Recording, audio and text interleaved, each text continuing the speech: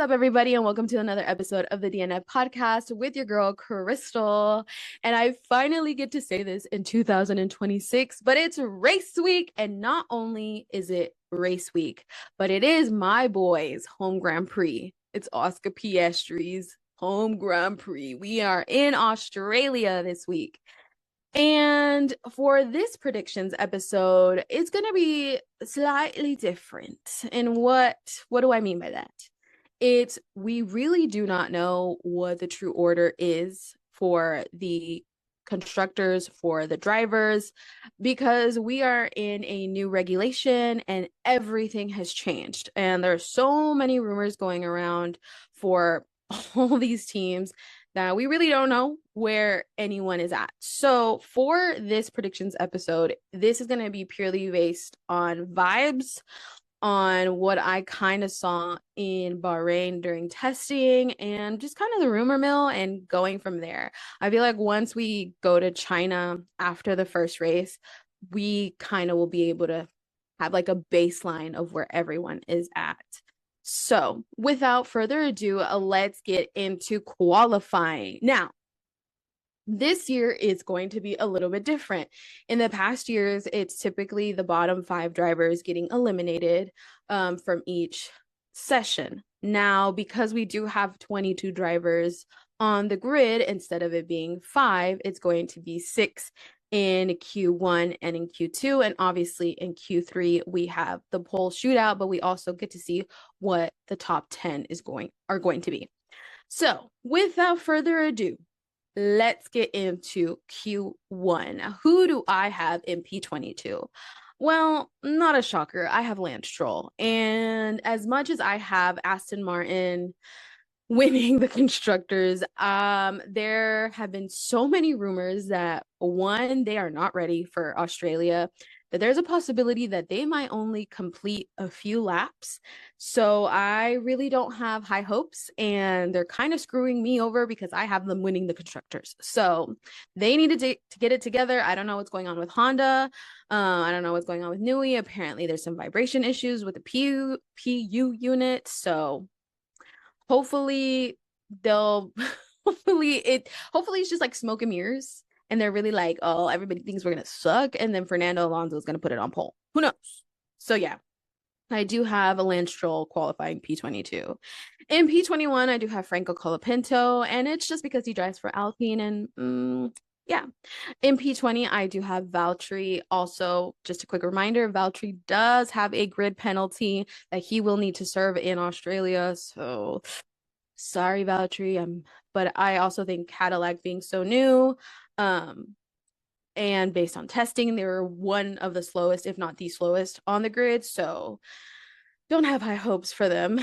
In P19, I do have Fernando Alonso. And like I said, it's just based on the rumor mills of what's going on at Aston Martin. In P18, I have Arvid Lindblad, our only rookie this season. I think there's going to be a lot of pressure for him to do well because he did do okay in Formula 2.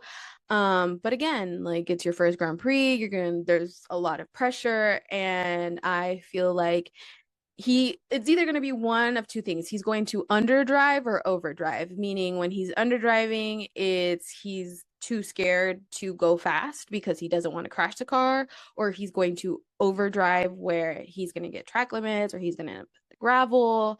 Hopefully he doesn't crash during qualifying. That's not what I want, but I just think there's going to be a lot of pressure on his shoulders. In P17, I do have Pierre Gasly. Again, it's just solely because he drives for Alpine. And that is the end of Q1. Let's head into Q2. Q2 and P16, I do have Liam Lawson. I think Liam is under like a little bit of scrutiny, a little bit of pressure, also with Ford engine. It's kind of just like a mixture of a lot of things. It's kind of also a home race for him because he is from New Zealand. So this is the closest he will get to a home Grand Prix, besides Singapore, I believe. So I don't know. I just didn't see anything that excites me. In P15, a welcome back Checo Perez. I would love to put him higher, but one, he's driving for Cadillac. And again, we don't know how well Cadillac is going to be, and they were one of the slowest during testing. And also he's been out for a year. So I think definitely there's gonna be, like I said, a chip on his shoulder for him to prove himself, but also he's driving for Cadillac. And that's not a bad thing. I want Cadillac to do well. I really do. I want all the teams to do really well because I want this season to be like this, right? Where we don't know who is going to win. But if we go based on like prior years when regulations have changed, it's not what normally happens. In P14, I do have Esteban Ocon. I didn't really get any like excitement from Haas, so hopefully maybe they're like a sleeper agent and they were moving in silence and they're just like, we're not going to show our hand. So who knows? In P13, I do have Nico Hulkenberg. I absolutely adore the Audi project. I think that what they're doing is great. I think creating such a positive work environment, and if you know, you know, is also elevating their two drivers. So I would love to put Audi in the top 10. I just don't think that they're there yet. Can they get there? Absolutely. In P12, I do have Gabby, so I do have both of the Audis qualifying together, and they are getting eliminated in Q2, but it should not be viewed as a negative thing. And matter of fact, I would view it as a positive thing. And also, I have the other Haas of Oliver Behrman qualifying in P11. I think he's going to miss out on the top 10 by like a smidge. So, but I do think, and I said this in the driver, when I was giving my predictions for the driver standings, I do think that Ocon has reached his ceiling and we are barely scratching the surface with Oliver Behrman. So I do think he is going to, I don't want to say dog walk his teammate, but he might dog walk his teammate. Watch a BI, like I'm completely wrong. And again, I'm going based on vibes and I'm going based on what I saw in testing as well. If you see me looking down, by the way, I have my notebook here where I've written my predictions, so my apologies. All right, and that is the end of Q2. Now, top 10, the top dogs for the Australian Grand Prix. Now, I 100% believe where there is smoke, there is fire.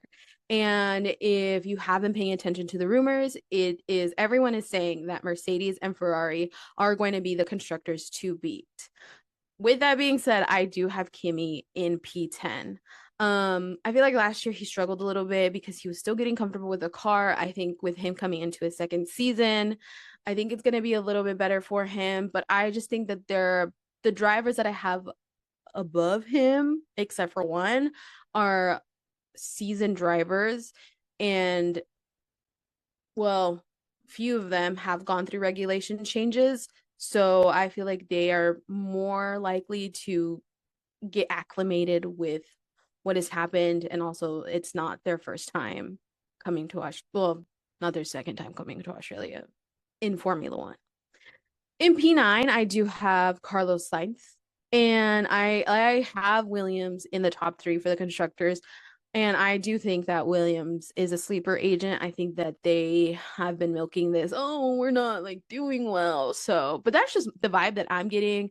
My older brother keeps telling me that he doesn't think so. He just thinks that Williams is gonna suck, but who knows? Who knows? In P8, I do have Isaac Hadjard. I think that with again the reliability of Ford, but also I don't know, there's something about Isaac being Max's teammate compared to his other teammates, and it's no tea, no shade to his other teammates that Max has had, but I don't know, I feel like there's this aura.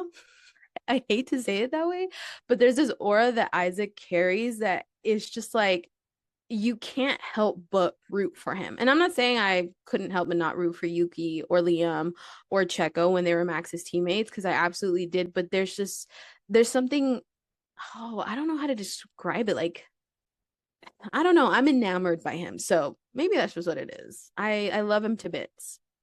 All right, P7, I have Alex Albon. My boy's gonna have a good season. I refuse for for Alex not to have a good season. So nothing but positive and good vibes for Alex. P6, I do have the reigning world champion Lando Norris. And I'm not going to go into more detail about that.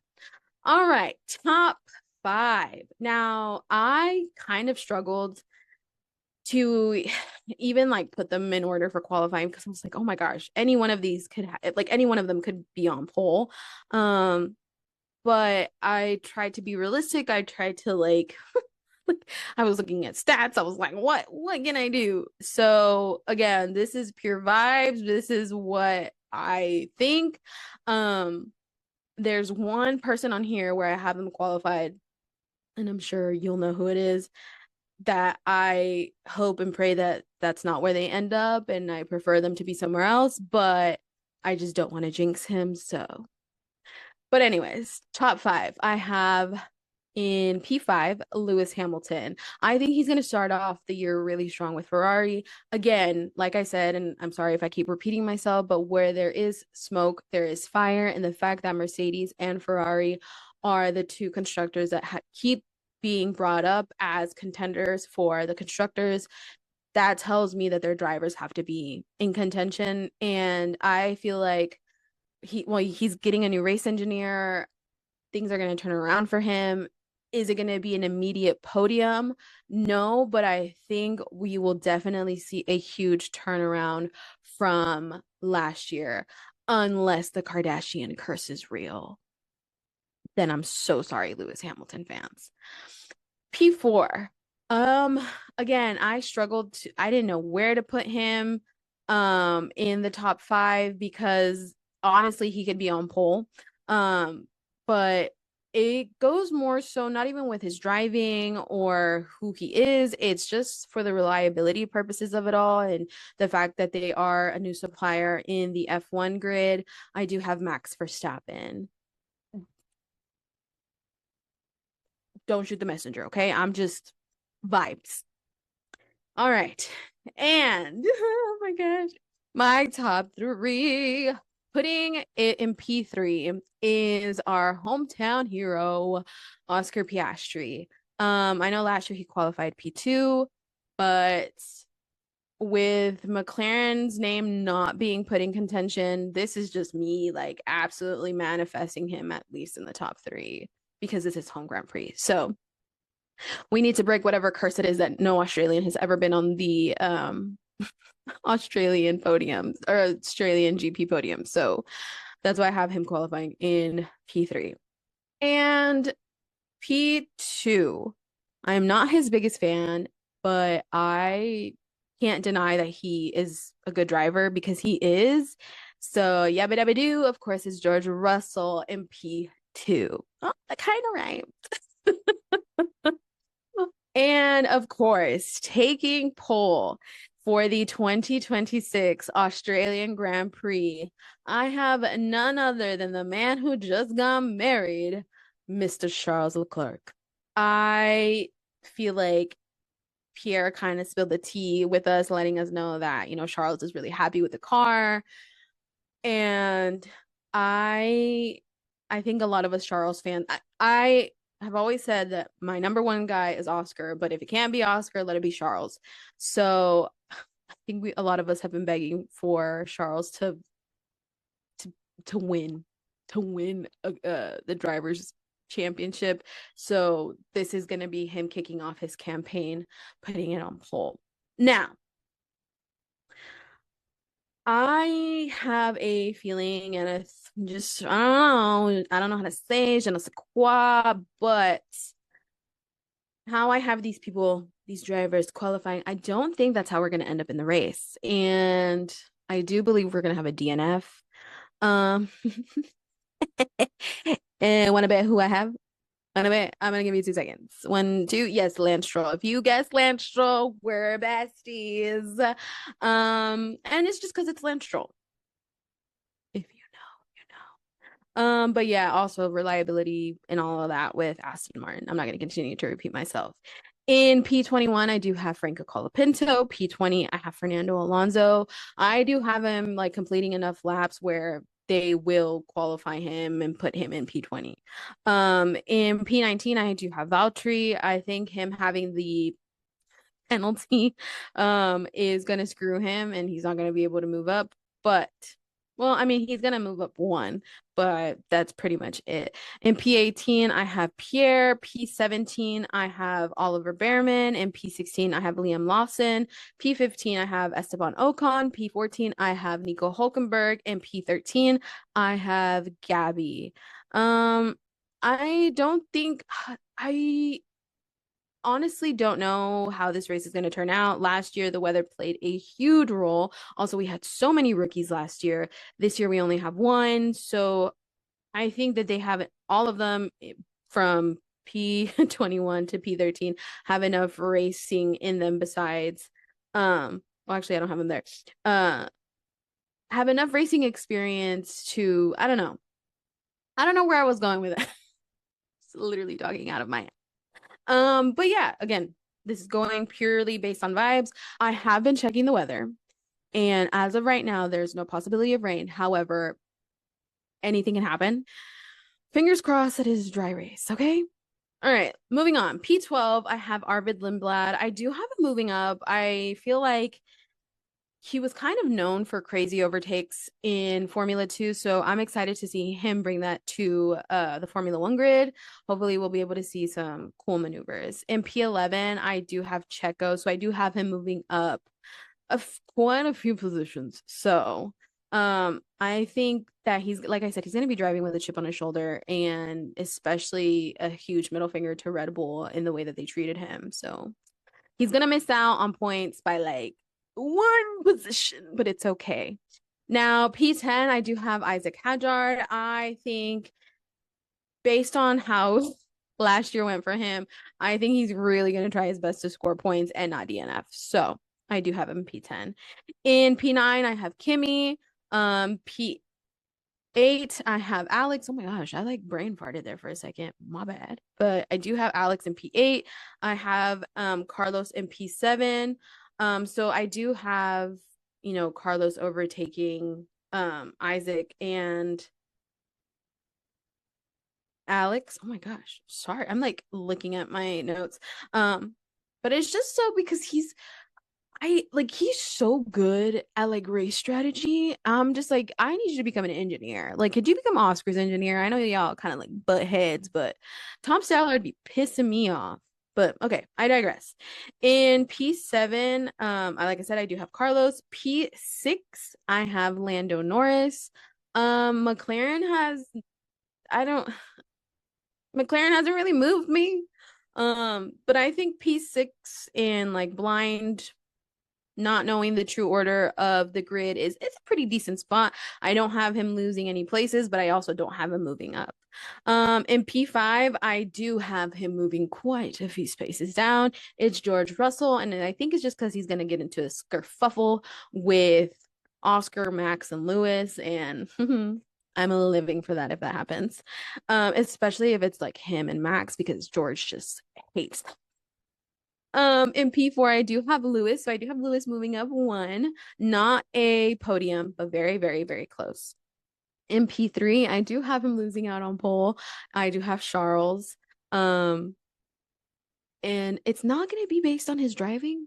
If you can guess why, say it with me. Ferrari pit wall. Thank you, ladies and gentlemen. Yes, you know. And if you didn't know, now you know. And P2, I do have hometown hero Oscar Piastri. Listen, I just want him on the podium.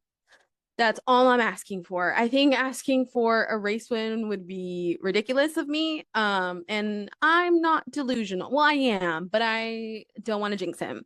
So I do have him in P2. And of course, winning the Australian Grand Prix in 2026, I have none other than the greatest of all time of this generation and the greatest of all time, one of the greatest of all times. He's not the greatest, but one of. I do have Max Verstappen. I think he wants his number one back, and he's coming back with a vengeance. And I think also that collaboration with Ford is going to be really interesting. And I know that he says, or not he says it, but they say that they don't build the car around Max. They do. Whether Red Bull wants to admit it or not, they do. So I will not be shocked if Max wins. Now, let me know what you guys think. Do you agree with me? Do you not agree with me? Shout out to my family members because by proxy, they are now big Formula One fans. My younger brother was the one who got me into Formula One. But ever since then, I kind of have taken the reins and just ran with it. If you don't know, my little brother is a Tifosi fan and is a Charles fan. My mom is a Lewis Hamilton and Alexander Albon fan. My dad doesn't really watch Formula One. That's okay. My older brother, the one who was on the podcast, as you know, he is a Valtteri Bottas fan and he is a Cadillac fan as well as an Aston Martin fan. And recently, I would like to welcome her to the Tifosi family. My sister-in-law sent us a text message letting us know that she has chosen Charles as her driver as well and Ferrari as her team. Please send your thoughts and prayers. Thank you. And of course, I am a Oscar Piastri fan through and through, Charles being my number 2 driver. And whilst Oscar is at McLaren, I will rep McLaren. But if you know me, I am a Tifosi. So that's why I also have Charles on pole too. But that is it. I am so nervous for Australia. You guys have no idea. I will be watching qualifying with my brother. I'll probably watch the race by myself, hiding under the bed sheets like I did last year and cry. Hopefully I don't cry with Oscar Piastri mowing services this year. But let me know who you have in your top 3. Let me know if you think any of my predictions are stupid or ridiculous. It's okay. Agree to disagree that I am right and you're wrong. But yes, also quickly, just really briefly want to talk about the Barcelona game today against Atletico de Madrid. We were this close. And the saying is so true. It's the hope that kills you. We won 3-0. We needed just one more. Well, we needed 2 more goals to beat Atletico, but I still have hope. So that we're gonna win. We're gonna win something, you guys, okay? But anyways, that is it for today's podcast. Thank you guys so much for watching, subscribing. Shout out to my friends and family who have subscribed, who watched, who have texted me and let me know that I'm funny. I didn't know you guys thought that of me. Please make sure you like, subscribe, and share this video. I appreciate everyone who likes and subscribes and comments. Thank you so much. Catch me next week, you guys, so we can debrief and I can either cry tears of joy or tears of sadness, or I don't know. I don't know how I'm going to be feeling after this race. And if it's your first time watching Formula One, just a little tidbit, especially if you live in the States, qualifying is on Friday and the race is on Saturday because Australia is 1 day ahead of us, just so you know. And you can watch it on F1 TV, Apple TV, or you can also watch it on, I think, ESPN. No, not ESPN. Sky Sports, if you get it on cable or something like that. I don't know. But anyways, catch you guys next week.